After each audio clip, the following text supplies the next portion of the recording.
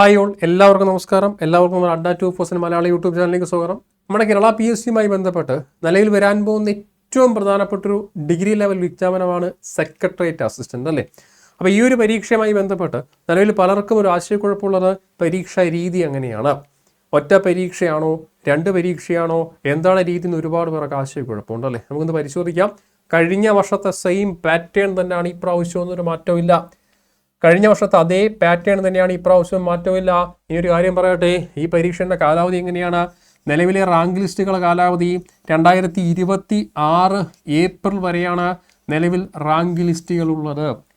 അതായത് 2025 ഏപ്രിൽ മാസമെങ്കിലും പരീക്ഷ ആരംഭിച്ചാൽ മാത്രമേ തീർച്ചയായിട്ടും 26 ഏപ്രിലിനുള്ളിൽ പുതിയ റാങ്ക് ലിസ്റ്റ് കൊണ്ടുവരാൻ സാധിക്കുകയുള്ളൂ. കഴിഞ്ഞ വർഷത്തെ അതേ പാറ്റേണാണ്.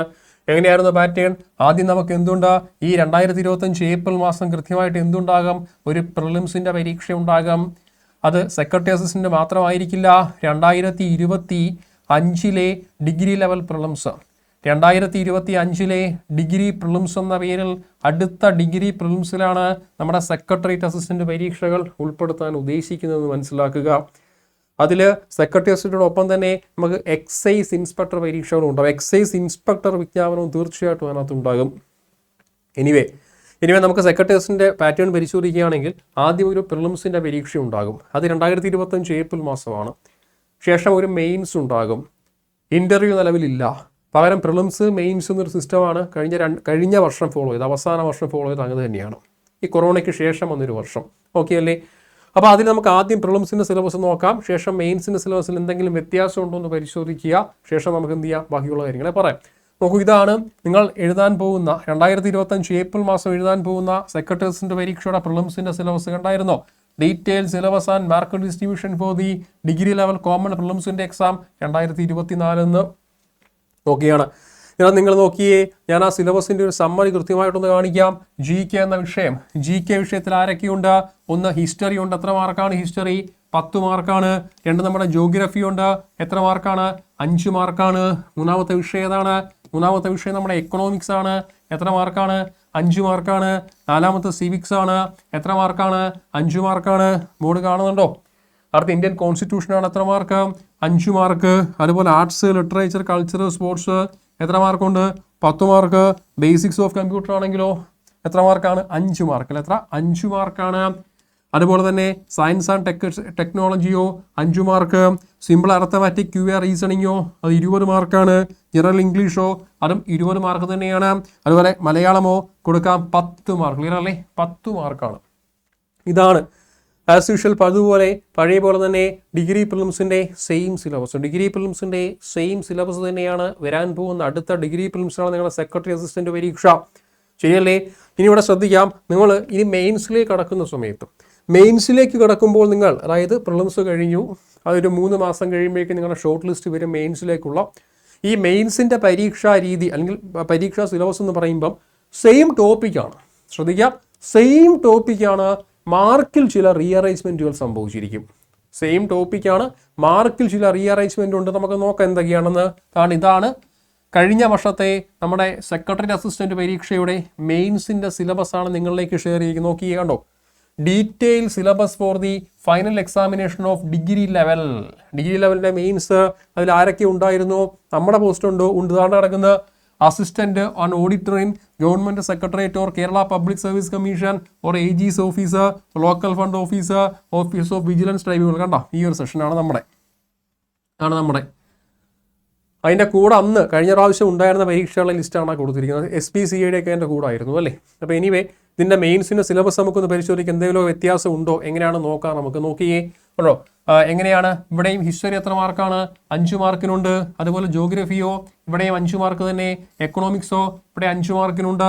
ഇന്ത്യൻ കോൺസ്റ്റിറ്റ്യൂഷനോ അതും 5 മാർക്ക് തന്നെയാണ്. കേരള അഡ്മിനിസ്ട്രേഷനോ ഇവിടെ 10 മാർക്ക് അല്ലെ. അഡീഷണലി നമുക്ക് കേരള ഗവർണൻസ് ചേർത്തു. നമുക്ക് ഇവിടെ നോക്കാം. ഇപ്പുറത്ത് ഇവിടെ കേരള ഗവർണൻസോ? കേരള ഗവർണൻസ് ഇവിടെ ഇല്ലായിരുന്നു. ഇവിടെ കേരള ഗവർണൻസ് പ്രിലിംസുമായിട്ടൊന്ന് കമ്പയർ ചെയ്യുകയാണെ കേരള ഗവർണൻസ് എന്നൊരു ടോപ്പിക്ക് പ്രിലിംസിൽ കാണാൻ കഴിയുന്നില്ല. പക്ഷേ അതേ ടോപ്പിക്ക് മെയിൻസിൽ പുതിയൊരു ടോപ്പിക്ക് ഉണ്ടായിരുന്നു, Kerala governance and system of administration. എത്ര മാർക്കാണ്? 10 മാർക്കിൽ കൊണ്ടുവന്നേക്കുകയാണ്. അപ്പോൾ ഇതാണ് നമ്മുടെ സ്റ്റാർ 1 ഇതാണ് നമ്മുടെ സ്റ്റാർ 1 ഒന്നാമത്തെ ഒരു അഡീഷണൽ ടോപ്പിക് എന്ന് പറയണം അല്ലേ. അതായത് സെക്രട്ടറി അസിസ്റ്റന്റ് പ്രിലിംസിൽ നിന്ന് മെയിൻസിലേക്ക് പോകുമ്പോൾ വരുന്ന ഒന്നാമത്തേതായി നിങ്ങൾ പഠിക്കേണ്ട പുതിയ അഡീഷണൽ ടോപ്പിക് ഏതാണ്? Kerala governance and system of administration. മെയിൻസിൽ മാത്രമേ ഉള്ള, പ്രിലിംസിലുണ്ടോ? ഇല്ല. പ്രിലിംസിൽ കാണാൻ പറ്റുമോ? പറ്റുന്നില്ല. ഓക്കെ അല്ലേ? ഇനി പോട്ടെ, മുന്നോട്ട് വീണ്ടും പോട്ടെ. അടുത്ത എന്താണ്? Life science and public health. Topic number 2 star 2 രണ്ടാമത്തെ പുതിയ ടോപ്പിക് 6 മാർക്കിന് അല്ലേ. രണ്ടാമത്തെ പുതിയ ടോപ്പിക്കാണ് സ്റ്റാർ 2 കൊടുക്കാൻ. സ്റ്റാർ വരയ്ക്കുന്നതൊക്കെ പുതിയ പുതിയ ടോപ്പിക്കുകളാണ് കണ്ടോ. ഇനി ഇപ്പുറത്ത് വന്നേ, ലൈഫ് സയൻസ് പബ്ലിക് ഹെൽത്ത് ഉണ്ടോ? ഇല്ല. അതുകൊണ്ട് ഇല്ല. പക്ഷെ ഇല്ല എന്ന് പറഞ്ഞാലും ചെറിയൊരു കാര്യമുണ്ട് കേട്ടോ. നമ്മുടെ ഈ സയൻസ് ആൻഡ് ടെക്നോളജിയിൽ കയറി കിടപ്പുണ്ട്. നമുക്ക് നോക്കാം. സയൻസ് ആൻഡ് ടെക്നോളജി സ്ക്രോൾ ചെയ്ത് പോയേ. സയൻസ് ആൻഡ് ടെക്ക് ഏറ്റവും താഴെയാണ്. സയൻസ് ആൻഡ് ടെക്കിനകത്ത് ചെറുതായിട്ട് അതിനെ മെൻഷൻ ചെയ്യുന്നുണ്ട്, കാണാൻ കഴിയും നമുക്ക്.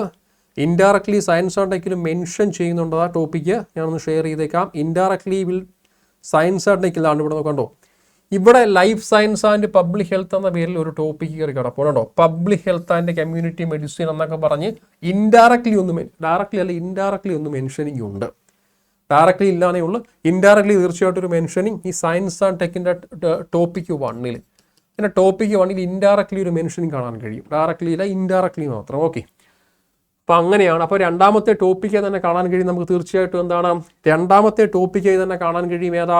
ആ ഒരു സ്റ്റാർ 2 പറഞ്ഞിരിക്കുന്ന life science and public health അല്ലേ. ഇനി വീണ്ടും മുന്നോട്ട് പോയേ. അടുത്തത് ഫിസിക്സാണ്. ഇത് നമ്മുടെ പ്രിലിംസിൽ സയൻസ് ആൻഡ് ടെക്നിക്കലി മിക്സായി കിടപ്പുണ്ട്. മെയിൻസിൽ സെപ്പറേറ്റ് അതിന് 3 മാർക്ക് കൊടുത്തിരിക്കുകയാണ്. അപ്പോൾ നമുക്ക് തീർച്ചയായിട്ടും സ്റ്റാർ 3 എന്ന് പറയാനേ അല്ലേ, സ്റ്റാർ 3 എന്ന് വേണമെങ്കിൽ കൊടുക്കാം. അടുത്ത കെമിസ്ട്രി എന്ന് പറയുന്ന ഒരു ടോപ്പിക്കാണ്. തീർച്ചയായിട്ടും അത് ഇൻഡയറക്ട്ലി സയൻസ് ആൻഡ് ടെക്കിലുണ്ട്, ഡയറക്ട്ലി പ്രിലിംസിൽ പറയുന്നില്ല. അപ്പോൾ നോക്കൂ, സ്റ്റാർ 4 എന്ന് നമുക്ക് മെൻഷൻ ചെയ്യാൻ കഴിയും. ശരിയല്ലേ? പക്ഷേ അതൊരു കാര്യമുണ്ട്, ഞാൻ പറഞ്ഞല്ലോ. ഇത് ഈ കേരള ഗവർണൻസ് ഒഴിച്ച് ബാക്കി ലൈഫ് സയൻസ് ആൻഡ് പബ്ലിക് ഹെൽത്തും ഫിസിക്സും കെമിസ്ട്രിയും ഇൻഡയറക്ട്ലി സയൻസ് ആൻഡ് പ്രിലിംസിനകത്തുള്ള സയൻസ് ആൻഡ് ടെക്ക് ഉണ്ട്. സയൻസ് ആൻഡ് ടെക്കിൽ ഒന്ന് ചെറുതായിട്ട് ഇൻഡയറക്ട്ലി കയറി കിടപ്പുണ്ട്. ഡയറക്ട്ലി മെൻഷനിങ് ഇല്ലാന്നേ ഉള്ളൂ. പക്ഷേ കേരള ഗവർണൻസോ അത് ഒരു രീതിയിൽ മെൻഷനിങ് അവിടെ ഇല്ല. ഇനി വന്നേ, ആർട്സ്, ലിറ്ററേച്ചർ, കൾച്ചർ, സ്പോർട്സ്. അത് പ്രിലിംസിന് ഉണ്ടായിരുന്നു അല്ലേ, നമ്മൾ കണ്ടല്ലേ? ഉണ്ടായിരുന്നല്ലോ. ഉണ്ട് താണ്ടേ. ഇല്ലല്ലേ? ഉണ്ട്, കിടക്കുന്നത് 10 മാർക്ക് ആണ്ടേ. അത് അപ്പുറത്തേക്ക് വരുമ്പോൾ 5 മാർക്ക് ആവുന്നു എന്നേ ഉള്ളൂ. മാർക്ക് 5 കുറയുന്നതേ ഉള്ളൂ. ഓക്കെ അല്ലേ? ബേസിക്സ് ഓഫ് കമ്പ്യൂട്ടർ അവിടെയുണ്ട്, ഇവിടെയുണ്ട്, കുഴപ്പമില്ല. ഇമ്പോർട്ടൻ്റ് ആക്ട് അവിടെ ഇല്ല. നോക്കാം നമുക്ക്. അപ്പോൾ അതാണ് നമ്മുടെ 5ാമത്തെ പുതിയ ടോപ്പിക് അല്ലേ. കാരണം ഇമ്പോർട്ടൻ്റ് ആക്ട് പ്രിലിംസിനകത്ത് ഉണ്ടായിരുന്നോ? ഇല്ല. കണ്ടോ, ഇമ്പോർട്ടൻ്റ് ആക്ട് പ്രിലിംസിലില്ല. ഇറ്റ്സ് ഓൺലി മെയിൻസ് ഓൺലി ടോപ്പിക്കാണ് ഇമ്പോർട്ടൻ്റ് ആക്ട്. ഞാൻ പറഞ്ഞില്ലേ, മാർക്കുകളുടെ റീഅറേഞ്ച്മെൻറ്റും ചില പുതിയ ടോപ്പിക്കുകൾ അഡീഷണൽ ഫാക്ടറും അല്ലേ. ബാക്കിയെല്ലാം പഴയ പോലാണ്ട്. കറണ്ട് അഫെയർ കണ്ട 15 മാർക്കിനുണ്ട്. പക്ഷേ ഇവിടെയോ, അത് പ്രിലിംസിലേക്ക് വരുന്ന സമയത്തോ കറണ്ട് അഫെയർ എന്താ? ഇല്ലെന്ന് വെച്ചാൽ ഡയറക്ട്ലി ഇല്ല. പക്ഷേ ഇൻഡയറക്ട്ലി ഓരോ ടോപ്പിക്കിൻ്റെ അടിയിൽ നോക്കി നിങ്ങൾ കണ്ട, ഓരോ ടോപ്പിക്കിൻ്റെ ഹിസ്റ്ററി എടുത്താൽ ആ ഹിസ്റ്ററിൻ്റെ ഏറ്റവും താഴെ കാണാൻ കഴിയും. Current affairs to this topic ഇവിടെ നോക്കാൻ പറഞ്ഞിട്ടുണ്ട്. പക്ഷെ മാർക്ക് സ്പെസിഫൈ ചെയ്തിട്ടില്ല. അതുപോലെ ജോഗ്രഫി 5 മാർക്കിനാണ് കൊടുത്തിരിക്കുന്നതെങ്കിലും അതിൻ്റെ മെയിൻ ടോപ്പിക്കുകളെ പറഞ്ഞിട്ട് ഇന്ത്യ, വേൾഡ് ഒക്കെ പറഞ്ഞിട്ട് അവസാനം കണ്ടോ കറണ്ട് അഫെയർസ് റിലേറ്റഡ് ആ ടോപ്പിക് കണ്ടോ. ഇങ്ങനെ ഓരോ ടോപ്പിക്കിൻ്റെ അവസാനം കറണ്ട് അഫെയറിനെ പറഞ്ഞേക്കുന്ന അല്ലാതെ ഡയറക്ട്ലി നിങ്ങൾക്ക് ഒരു കാരണവശാലും എന്ത് കാണാൻ കഴിയില്ല? ഈ സിലബസിൻ്റെ ആ ഒരു ഫ്രണ്ട് പേജിൽ മാർക്ക് ഡിസ്ട്രിബ്യൂഷനിൽ കറണ്ട് അഫെയർ ഇല്ല. പക്ഷെ അത് മെയിൻസിലേക്ക് പോകുമ്പോൾ കണ്ടായിരുന്നോ? 15 മാർക്ക് വെച്ചിട്ടുണ്ട്. അപ്പോൾ 15 മാർക്ക് വെച്ചിട്ടുണ്ട്. മെയിൻസിലേക്ക് 15 മാർക്കിനെ കൊടുത്തേക്ക് കാണാം. ബാക്കിയുള്ള എല്ലാം പഴയ പോലെ. നമുക്ക് നമ്മുടെ മാത്സ് ആൻഡ് റീസണിങ് അതുപോലെയുണ്ട്. പക്ഷേ അത് പ്രിലിംസിൽ 20 മാർക്കായപ്പോൾ ഇവിടെ 10 മാർക്കായി കുറച്ചിട്ടുണ്ട്. അതുപോലെ ജനറൽ ഇംഗ്ലീഷും നമുക്ക് പ്രിലിംസിൽ 20 മാർക്കായിരുന്നു, 10 കുറച്ചിട്ടുണ്ട്. അതുപോലെ തന്നെ മലയാളം നമുക്ക് ഒരു 10ൽ 10 തന്നെ അല്ലേ. മലയാളം പ്രിലിംസിനും മെയിൻസിനും 10 തന്നെ. മലയാളം പ്രിലിംസിനും മെയിൻസിനും 10 തന്നെയാണ്. പക്ഷേ ഇംഗ്ലീഷും മാത്സും 10 വെച്ച് കുറച്ചു. നിങ്ങളിവിടെ കണ്ടോ? ഇവിടെ ഇംഗ്ലീഷും മാത്സും 20 വെച്ചിട്ടാണ്. നമ്മുടെ പ്രിലിംസിലെ മെജോറിറ്റി റാങ്ക് തീരുമാനിക്കുന്നതിൽ ഏറ്റവും പ്രധാനപ്പെട്ട ഒരു 3 വിഷയമായിട്ട് ആര് വന്നു? ഇംഗ്ലീഷും മലയാളവും മാത്സും വന്നു. അല്ല, ഇംഗ്ലീഷും മലയാളവും തന്നെ അവർക്ക് ഇംഗ്ലീഷും മലയാളം മാത്സും ഒരു 50 മാർക്ക് ഉണ്ടായിരുന്നു. ഇംഗ്ലീഷും മലയാളം മാത്സും ഒരു 50 മാർക്ക് ഉണ്ടായിരുന്നു. പക്ഷേ അത് മെയിൻസിലേക്ക് വരുന്ന സമയത്തോ ഈ ഇംഗ്ലീഷും മലയാളം മാത്സും 30 മാർക്കേ ഉള്ളൂ. പ്രിലിംസിൽ ഇംഗ്ലീഷും മലയാളവും മാത്സും 50 മാർക്ക് സെക്രട്ടറി അസിസ്റ്റന്റ് വരുമ്പോൾ അത് മെയിൻസിലേക്ക് വരുമ്പോൾ അത് 30 മാർക്കായി കുറയുന്ന കാണാൻ കഴിയും. പകരം ആര് കയറി വന്നിട്ടുണ്ട്? കറണ്ട് അഫെയർ അഡീഷണലി 15 മാർക്ക് വന്നിട്ടുണ്ട്. ഇമ്പോർട്ടൻ്റ് ആക്ട് ഒരു 5 മാർക്ക് കയറി വന്നിട്ടുണ്ട്. പിന്നെ Kerala governance and system of administration 10 mark പുതിയതായിട്ട് വന്നിട്ടുണ്ട്. പിന്നെ ബാക്കിയുള്ള സയൻസിൻ്റെ ടോപ്പിക്കിനൊന്ന് സ്പ്ലിറ്റായി കൊടുത്തിട്ടുണ്ട്. അത്രയും പ്രിലിംസിൽ കാണുന്ന പോലെ സയൻസ് ആൻഡ് ടെക്കിനെ അത്രയും വിശാലമായി നോക്കേണ്ടതെന്നും പകരം നിങ്ങൾ ലൈഫ് സയൻസ് ആൻഡ് പബ്ലിക് ഹെൽത്തും 6 മാർക്ക്, ഫിസിക്സ് 3 മാർക്കിനും കെമിസ്ട്രി 3 മാർക്കിനും നോക്കാൻ പറഞ്ഞിട്ടുണ്ട്. മാർക്കുകളിലെ ഒരു റീഅറേഞ്ച്മെൻറ്റുകളും പുതിയതായിട്ട് കേരള അഡ്മിനിസ്ട്രേഷൻ എന്ന ടോപ്പിക്ക്, അതുപോലെ തന്നെ കറണ്ട് അഫെയറിനെ 15 മാർക്ക് എന്ന് എടുത്ത് കാണിക്കുന്ന ഒരു ടോപ്പിക്ക്. അപ്പോൾ അങ്ങനെ പറഞ്ഞിരിക്കുന്ന ഒരു സിലബസാണ് അല്ലേ, വലിയ ഒരു കുഴപ്പമില്ലാത്തൊരു സിലബസായിട്ടാണ് തോന്നുന്നത്. കാരണം സ്പെഷ്യൽ ടോപ്പിക്കൊന്നുമില്ല. പിന്നെ ആകെ ഒരു പ്രശ്നമുള്ളത് ഈ Kerala governance and system of administration important ആക്റ്റും കൂടെ ഒരു 15 മാർക്കുണ്ട് കണ്ടോ. അതിനെ നമുക്ക് വേണമെങ്കിൽ സ്പെഷ്യലായി വിളിക്കുക അല്ലേ. അതായത് ഈ സെക്രട്ടറി അസിസ്റ്റൻറ്റിൻ്റെ ഒരു ജോലിയുടെ ക്യാരക്ടറുമായി ബന്ധപ്പെട്ട് അങ്ങനെ ഒരു ടോപ്പിക് ഇല്ല. പക്ഷേ അത് നമുക്ക് ഇൻഡയറക്ട്ലി മെൻഷൻ ചെയ്യാൻ കഴിയും. ഈ കേരള സിസ്റ്റമോ അല്ലെങ്കിൽ കേരള ഗവർണൻസും ഒരു ഇമ്പോർട്ടൻ്റ് ആക്റ്റും ഉണ്ട്. കേരള ഗവർണൻസ് എത്ര മാർക്കാണ്? 10 മാർക്ക്. ഇമ്പോർട്ടൻ്റ് ആക്റ്റോ 5 മാർക്കാണ്. 15 മാർക്കിനെ വേണമെങ്കിൽ നമുക്ക് സ്പെഷ്യൽ ടോപ്പിക് എന്ന് വിളിക്കാം. അങ്ങനെ ഒന്ന് സെപ്പറേറ്റ് ചെയ്ത് മാറ്റാം. കാരണം എന്താ, അത് പ്രിലിംസിലില്ല, അത് മെയിൻസിൽ മാത്രമേ ഉള്ളൂ. 15 മാർക്കുമാണ്. അതിനെ ഒന്ന് സ്പെഷ്യൽ ടോപ്പിക് എന്ന് വിളിച്ച് സൈഡിലോട്ടൊന്ന് മാറ്റാൻ കഴിയും നമുക്കല്ലേ. മാറ്റിക്കൂടെ? തീർച്ചയായിട്ടും മാറ്റാൻ കഴിയും. ഓക്കെ അല്ലേ. അപ്പോൾ ഇതാണ് പരീക്ഷാ രീതി. ഒരു പ്രിലിംസ് ഉണ്ട്, അതിൻ്റെ സിലബസ് ഷെയർ ചെയ്തു. ശേഷം ഒരു മെയിൻസ് ഉണ്ട്, അത് പാസ്സായി വരുമ്പോൾ കൃത്യമായിട്ടൊരു മെയിൻസ് ഉണ്ട്. ഇതാണ് മെയിൻസിൻ്റെ പരീക്ഷാ രീതി എന്ന് ഷെയർ ചെയ്തിട്ടുണ്ടേ. ഇതാണ് മെയിൻസിൻ്റെ പരീക്ഷാ രീതി. ഓക്കെ അല്ലേ. അപ്പോൾ ഇതനുസരിച്ചിട്ടാണ് കേരളത്തിൽ അടുത്ത ഡിഗ്രി ലെവൽ പ്രിലിംസിൻ്റെ പരീക്ഷകൾ നടക്കാൻ പോകുന്നത്. അതിൽ സെക്രട്ടറി അസിസ്റ്റൻ്റ് പരീക്ഷയുടെ പ്രിലിംസിൻ്റെയും മെയിൻസിൻ്റെയും സിലബസാണ് നിലവിൽ ഞാൻ ഷെയർ ചെയ്തിരിക്കുന്നത്. ശ്രദ്ധിക്കാം, നമ്മുടെ അടുത്ത ഡിഗ്രി പ്രിലിംസിൻ്റെ വിജ്ഞാപനങ്ങൾ വരുന്ന ഒക്ടോബർ, നവംബർ മാസങ്ങളിലാണ് കേരളത്തിലെ 2025 ഡിഗ്രി പ്രിലിംസിൻ്റെ വിജ്ഞാപനം വരുന്നത്. അതിലെ ഏറ്റവും പ്രധാനപ്പെട്ട 2 പോസ്റ്റുകളാണ് ഇപ്പോൾ തീരുമാനമായിരിക്കുന്നത്. ഒന്ന് സെക്രട്ടേറിയറ്റ് അസിസ്റ്റൻറ്റിൻ്റെ നോട്ടിഫിക്കേഷൻ, 2 എക്സൈസ് ഇൻസ്പെക്ടർ നോട്ടിഫിക്കേഷൻ. 2 പേർക്കും നമുക്ക് 2025 ഞാൻ അവരുടെ പരീക്ഷാ ഡേറ്റും കൂടെ മെൻഷൻ ചെയ്യാം. 2025 ഉള്ളിലേക്ക് നോക്കൂ. നമുക്ക് 2025 ഏപ്രിൽ, 2025 മാർച്ച്, ഏപ്രിൽ മാസങ്ങളിലായിരിക്കും നിങ്ങൾക്ക് അടുത്ത ഡിഗ്രി പ്രിലിംസ് അല്ലെ 2025 ഡിഗ്രി പ്രിലിംസിൻ്റെ പരീക്ഷ 2025 മാർച്ച്, ഏപ്രിൽ മാസങ്ങളിൽ നടക്കാനാണ് ഏറ്റവും കൂടുതൽ സാധ്യത. കാരണം അപ്പോഴെങ്കിലും തുടങ്ങിയാലേ എന്ത് ചെയ്യാൻ പറ്റൂ, 26 തീർക്കണ്ടേ. അതിൽ ഉൾപ്പെടുന്ന ഏറ്റവും പ്രധാനപ്പെട്ട 1ാമത്തെ വിജ്ഞാപനം ഏതായിരിക്കും നോക്കൂ, അത് എക്സൈസ് ഇൻസ്പെക്ടറാണെന്ന് മറക്കല്ലേ. കാരണം വരുന്ന എക്സൈസ് ഇൻസ്പെക്ടറുള്ള റാങ്ക് ലിസ്റ്റ് നിലവിൽ നമുക്ക് അവസാനിച്ചു കൊണ്ടേയിരിക്കുകയാണ്. 2024 ഡിസംബർ 28 അവസാനിക്കുകയാണ്. ഈ വർഷം ഡിസംബർ 28 എക്സൈസ് ഇൻസ്പെക്ടർ റാങ്ക് ലിസ്റ്റുകൾ പൂർണ്ണമായിട്ട് അവസാനിക്കുകയാണ്. അപ്പോൾ അതുകൊണ്ട് തന്നെ എത്രയും പെട്ടെന്ന് എക്സൈസ് അവർക്ക് വിളിച്ചേ പറ്റൂ. അതിനോടൊപ്പം തന്നെ 2ാമത്തെ വിജ്ഞാപനം ഏതായിരിക്കും, ഏവരും കാത്തിരിക്കുന്ന കേരളത്തിലെ ഏറ്റവും പ്രസ്റ്റീജിയസ് ആയിട്ടുള്ള സെക്രട്ടേറിയറ്റ് അസിസ്റ്റന്റ് വിജ്ഞാപനം. ക്ലിയർ കട്ടല്ലേ? ഓക്കെ അല്ലേ. അപ്പോൾ അതിൻ്റെ റാങ്ക് ലിസ്റ്റ് പക്ഷേ നമുക്ക് 2026 ഏപ്രിൽ മാസം വരെ അവൈലബിൾ ആണ്. പക്ഷേ ഇപ്പോഴേ പ്രൊസീജിയർ തുടങ്ങിയാലേ അവർക്ക് തീർക്കാൻ കഴിയുന്നൊരു ഫാക്റ്റും കൂടെ ഉണ്ട്. എക്സൈസ് ഇൻസ്പെക്ടർ തന്നെ നിലവിൽ അതിൻ്റെ ഒരു നോട്ടിഫിക്കേഷൻ ലേറ്റാണ്. സമയം കഴിഞ്ഞു, എക്സൈസ് ഇൻസ്പെക്ടർ വരേണ്ട സമയം കഴിഞ്ഞു. ഒരു 4 മാസം മുന്നേ വരേണ്ട വിജ്ഞാപനമാണ്. കഴിഞ്ഞ ഫെബ്രുവരി മാസം വരേണ്ടതാണ്. കാരണം അത് 1 വർഷമേ കാലാവധി ഉള്ളൂ. അപ്പോൾ കഴിഞ്ഞ 2023 ഡിസംബറിലാണ് വന്നിരിക്കുന്നത്. അപ്പം എക്സൈസ് ഇൻസ്പെക്ടറിൻ്റെ ഒരു നോട്ടിഫിക്കേഷൻ വേണ്ട സമയം കഴിഞ്ഞ് കിടക്കുകയാണ്. സമയം ഓവറായി കിടക്കുകയാണ്. എന്നാലും ഇപ്പോഴെങ്കിലും വരണം അത്. ഓക്കെയാണ്. അപ്പോൾ ഇതാണ് അടുത്ത ഡിഗ്രി പ്രിലിംസിലെ ഏറ്റവും പ്രധാനപ്പെട്ട വിജ്ഞാപനങ്ങൾ എന്ന് പറയുന്നത്. ഇനി ഇതിൻ്റെ മെയിൻസ് ഉണ്ട്, സെപ്പറേറ്റ് ആയിരിക്കും. പ്രിലിംസ് കോമൺ ആയിരിക്കും, മെയിൻസ് സെപ്പറേറ്റ് ആയിരിക്കും. ഞാൻ നിങ്ങളെ ഇപ്പോൾ സെക്രട്ടേറിയറ്റ് അസിസ്റ്റന്റ് പരീക്ഷയുടെ മെയിൻസിൻ്റെ സിലബസിനെ പരിചയപ്പെടുത്തി കണ്ടായിരുന്നു. എക്സൈസിന് ഒരേ ഒരു വ്യത്യാസം മാത്രം, 20 mark special topic. 20 mark special topic ആയിരിക്കും. അത് എക്സൈസിൻ്റെ ജോലിയുമായി ബന്ധപ്പെട്ട് കഞ്ചാവ് 985 കഞ്ചാവ് നിരോധന നിയമം അല്ലേ, 985 കഞ്ചാവ് നിരോധന നിയമമൊക്കെ ഉണ്ട്. അതുപോലെ തന്നെ നമുക്ക് അതുമായി ബന്ധപ്പെട്ട എക്സൈസ് ഉദ്യോഗസ്ഥൻ്റെ duties and regulations, distillery act 1968 distillery ആക്ടുകൾ, ഇങ്ങനെയുള്ള കാര്യങ്ങളൊക്കെ ചേർത്തുകൊണ്ട് NDPS ആക്ട് 85 നാഷണൽ നമ്മുടെ നാർക്കോട്ടിക് ഡ്രഗ്സ് ആക്ടുകളൊക്കെ ചേർത്തുകൊണ്ടൊരു ടോപ്പിക്കാണ്. അപ്പോൾ അതെല്ലാം കൂടെ ചേർത്തിട്ട് ഒരു 20 മാർക്ക് സ്പെഷ്യൽ ടോപ്പിക് ആർക്കുണ്ട്, എക്സൈസ് ഇൻസ്പെക്ടറിനുണ്ട്. അപ്പോൾ ഏകദേശം കറക്റ്റായി. കാരണം എന്താ, സെക്രട്ടറി അസിസ്റ്റന്റ് വരുമ്പോഴും നമുക്ക് ഏകദേശം സ്പെഷ്യൽ ടോപ്പിക് ഉണ്ടല്ലേ, നമ്മുടെ ഒരു കേരള സിസ്റ്റം ഓഫ് ഗവൺമെന്റ് അഡ്മിനിസ്ട്രേഷനും കാര്യങ്ങളും പിന്നെ ഇമ്പോർട്ടൻ്റ് ആക്റ്റുകളും അവിടെയും കിടപ്പുണ്ട്. എനിവേ ഇതാണ് അതിൻ്റെ ഡീറ്റെയിൽസ് എന്ന് പറയുന്നത്. ഇതുമായി ബന്ധപ്പെട്ട പ്രിപ്പറേഷൻ ഏവർക്കും ആരംഭിക്കാം, എത്രയും പെട്ടെന്ന് പ്രിപ്പറേഷൻ ആരംഭിക്കാം. വിജ്ഞാപനം വന്നിട്ട് പഠിക്കാനിരുന്നാൽ തീരൂല. നമ്മൾ LSDSലും SA ടെസ്റ്റിലും കണ്ടതാണ്. വിജ്ഞാപനം വന്നു, പെട്ടെന്നായിരുന്നു പരീക്ഷ. LSDSന്റെ കഴിഞ്ഞ വിജ്ഞാപനം ഡിസംബറിൽ വന്നു, വിജ്ഞാപനം അങ്ങോട്ട് എൻഡ് ചെയ്തു. വിജ്ഞാപനത്തിൻ്റെ ലാസ്റ്റ് ഡേറ്റ് അങ്ങോട്ട് കഴിഞ്ഞപ്പോഴേ ഇതാ നോക്കൂ, ജനുവരിയിൽ പരീക്ഷ ഡേറ്റും വന്നു. ജനുവരിയിൽ PSC പറയുകയാണ് ഏപ്രിൽ മാസം പരീക്ഷ എന്ന്.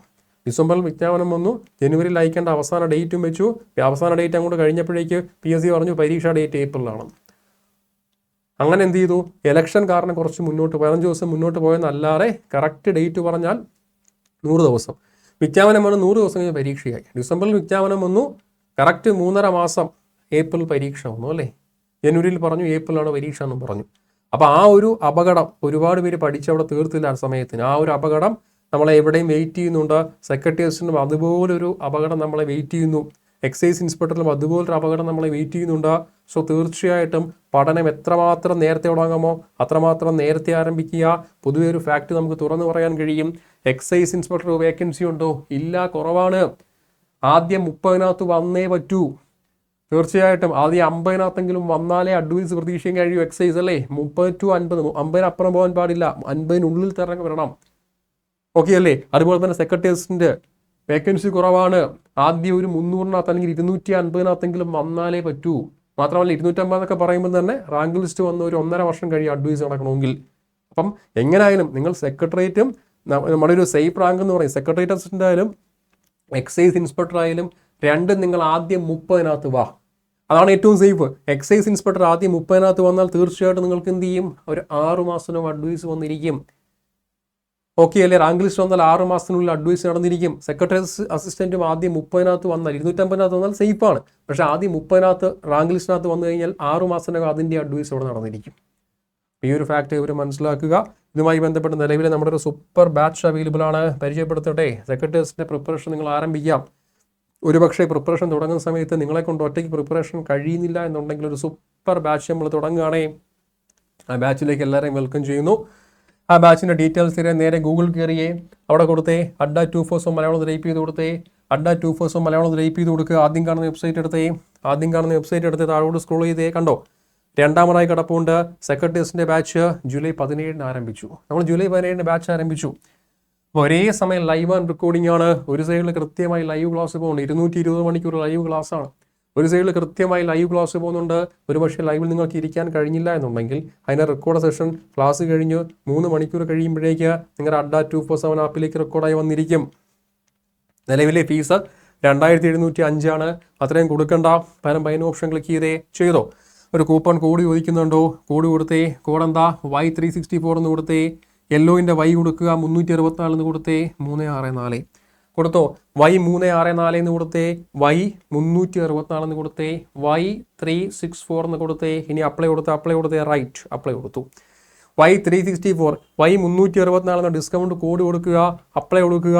കണ്ടായിരുന്നു, ഒരു മൈനസ് സൈൻ വന്നു. 459 459 കുറഞ്ഞ് അല്ലെങ്കിൽ കുറച്ചിട്ട് 2245. ക്ലിയർ അല്ലേ? നമ്മുടെ ഡിസ്കൗണ്ട് കോഡ് ഏതാ? Y364, Y364 അല്ലേ. Y364 കൊടുത്ത് അപ്ലൈ കൊടുക്കുന്ന സമയത്ത് കണ്ടായിരുന്നു, ഒരു മൈനസ് സൈൻ വന്നു. 460 കുറഞ്ഞ് അല്ലെങ്കിൽ കുറച്ചിട്ട് 2245 രൂപയ്ക്ക് കോഴ്സുകളെ പർച്ചേസ് ചെയ്യാൻ കഴിയും. ഓക്കെ അല്ലേ? അപ്പോൾ ആത്മാർത്ഥമായും സീരിയസ് ആയും പ്രിപ്പറേഷൻ തുടങ്ങുന്നവർക്ക്, നിങ്ങളെ കൊണ്ട് ഒറ്റയ്ക്ക് പ്രിപ്പറേഷൻ കംപ്ലീറ്റ് ചെയ്യാൻ സാധിക്കുന്നില്ല എന്നുണ്ടെങ്കിൽ തീർച്ചയായിട്ടും നിങ്ങൾക്ക് ബാച്ചിലേക്ക് ജോയിൻ ചെയ്യാൻ കഴിയും. ഡിസ്കൗണ്ട് കോഡ് മറക്കണ്ട, Y364. അപ്പോൾ നമ്മുടെ യൂട്യൂബ് ക്ലാസ് കണ്ടുകൊണ്ടിരിക്കുന്ന എല്ലാവരും നമ്മുടെ ചാനൽ കൃത്യമായി സബ്സ്ക്രൈബ് ചെയ്യാം. തൊട്ടപ്പുറത്ത് ബെൽ ബട്ടൺ ക്ലിക്ക് ചെയ്ത് നിങ്ങൾക്ക് കേരള PSC അല്ലെങ്കിൽ കേരളത്തിലെ ഏതെങ്കിലും ഒരു പരീക്ഷയെപ്പറ്റി, കേരള PSC ഉൾപ്പെടെ കേരളത്തിലെ high court assistant, RRB, Devaswom board, ഏതെങ്കിലും ഒരു എക്സാമിനെ പറ്റി എന്തെങ്കിലും ആശയക്കുഴപ്പമോ ഡൗട്ടോ ഉണ്ടെങ്കിൽ കമൻറ്റ് ബോക്സിൽ കമൻറ്റായി രേഖപ്പെടുത്തുക. അതിന് മറുപടി കൃത്യമായി നമ്മളൊരു ഷോ ആയി ചെയ്തു തരാം. അങ്ങനെ ചെയ്യുന്ന സമയത്ത് അറിയണമെങ്കിൽ കൃത്യമായിട്ട് അത് കാണണമെങ്കിലും അറിയണമെങ്കിലും ചാനൽ സബ്സ്ക്രൈബ് ചെയ്ത് ബെൽ ബട്ടൺ കൊടുക്കുകയാണെങ്കിൽ ചെയ്യുന്ന ഓരോ ഷോസ് നിങ്ങൾക്ക് കൃത്യമായി നോട്ടിഫിക്കേഷനായി വരുന്നതായിരിക്കും. മാത്രമല്ല നമ്മുടെ ഈ വീഡിയോൻ്റെ തൊട്ട് താഴെ ഡൗൺലോഡ് അഡ്ഡ 247 ആപ്പ് എന്നൊരു സെഷനുണ്ട്. അതുവഴി നിങ്ങൾക്ക് ആപ്പുകൾ ഡൗൺലോഡ് ചെയ്യാൻ കഴിയും.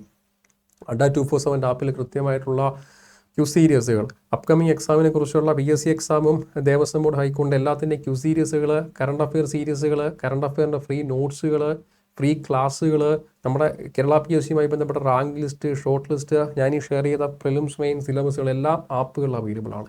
അതെല്ലാം കൃത്യമായി നിങ്ങൾക്ക് ഡൗൺലോഡ് ചെയ്യാം, പഠിക്കാൻ വിജയിക്കാം. ബാക്കി എല്ലാ ഡൗട്ടുകളും കമൻറ്റ് ബോക്സിൽ കമൻറ്റായി രേഖപ്പെടുത്തുക. അതുപോലെ കേരള PSCയുമായി ബന്ധപ്പെട്ട എന്തെങ്കിലും ഡൗട്ടാണെങ്കിൽ PSCയിൽ ഒരു പോസ്റ്റ് ആണെങ്കിൽ കൃത്യമായി അതിൻ്റെ ഒരു കാറ്റഗറി നമ്പർ കൂടെ വെക്കാൻ ശ്രമിക്കണേ. ബാക്കി എല്ലാ അപ്ഡേഷനും വരും ദിവസങ്ങളിൽ അപ്ഡേറ്റ് ചെയ്യാം. ബാച്ചിനെ കുറിച്ച് മറക്കണ്ട. ഏവരെയും ബാച്ചിൽ കാണാതെ പ്രതീക്ഷിക്കുന്നു. Okay, thank you.